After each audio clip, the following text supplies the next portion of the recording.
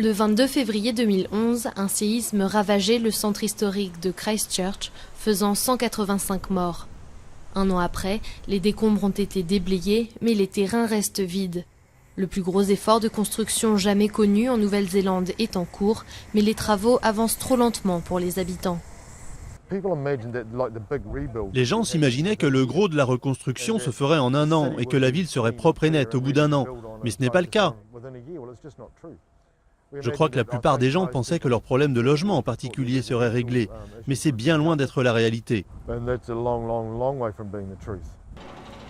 La zone rouge du quartier d'affaires est toujours interdite d'accès car trop dangereuse. Les habitants ont du mal à se rendre compte de l'ampleur des dégâts.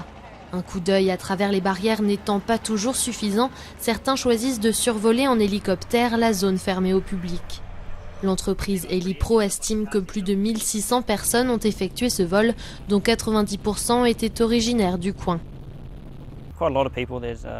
Beaucoup de personnes sont revenues plusieurs fois. Certaines avaient les larmes aux yeux. Les terrains vagues sont désormais monnaie courante dans cette zone auparavant connue pour ses bâtiments anciens. Mais le paysage comporte désormais une touche de couleur, lueur d'espoir pour les habitants. Un puzzle de conteneurs marins forme Restart, un centre commercial temporaire fait de construction antisismique. Un boom d'activité juste en dehors de la zone rouge.